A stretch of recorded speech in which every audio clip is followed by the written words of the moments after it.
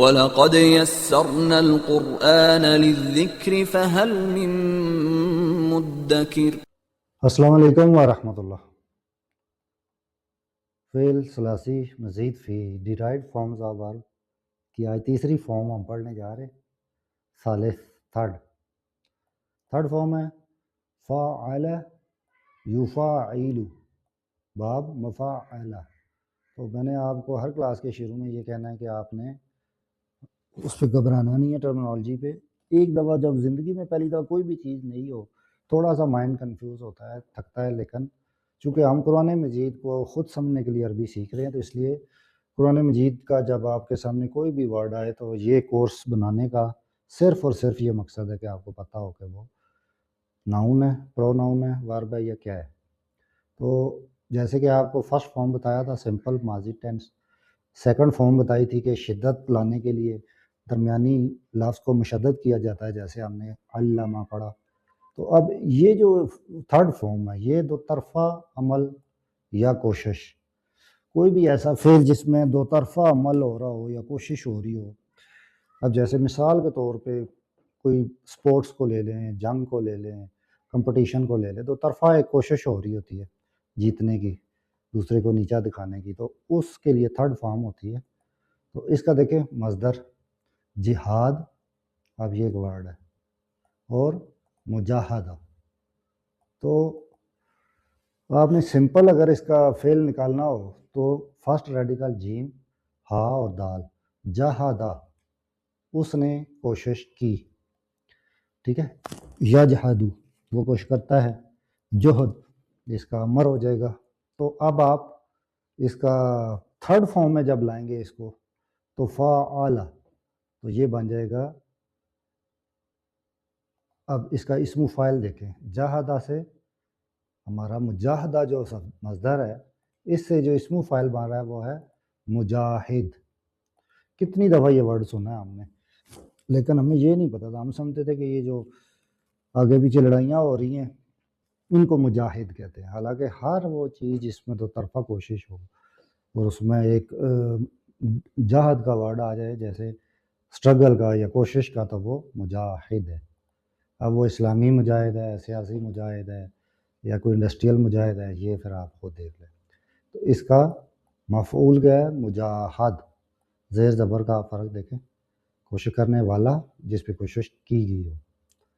اب اس کی مثال کیسے ہوگی دیکھیں، فاعل، فاعل،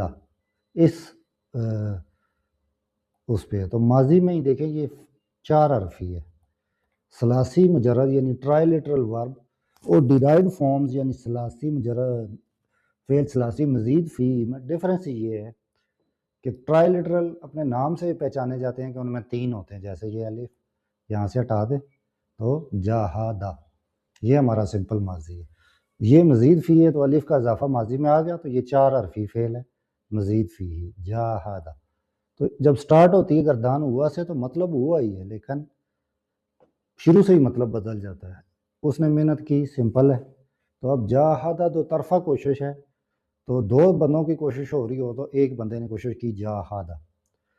مضارع بنانا آپ کو میرے خیال میں انشاءاللہ آ گیا ہوگا، نہیں تو آپ لیول 2 کی ابتدائی کلاسز دیکھ لیں جس میں ماضی سمپل ماضی سے مضارع بنانا سکھایا، یجاہد، اور یہ جاہد ہم نے اس کا امر بنایا اس وزن کے تحت۔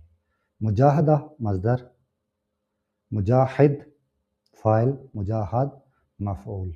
اب یہ دیکھیں جاہد، اب یہ جو واو لگا ہوا ہے یہ واو الجماعت ہے، تو جمع مذکر غائب ہم ان کے لیے واو الجماعت یوز ہوا ہے، وجاہد یعنی انہوں نے کوشش کی، فی اللہ میں۔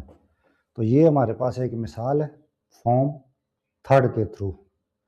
تو یہ جو ابھی کلاسز میں ریکارڈ کر رہا ہوں ان کا مطلب صرف یہی ہے، تعارف کرایا جائے تاکہ جب آگے ہم گرامیٹیکل انالیسس سٹارٹ کریں تو آپ کو صرف اشارہ دیا جائے کہ آپ میرے learn Arabic with Abdul Jabbar course کی کلاس نمبر فلاں دیکھ لیں، تو وہاں سے آپ کو آئیڈیا ہوگا۔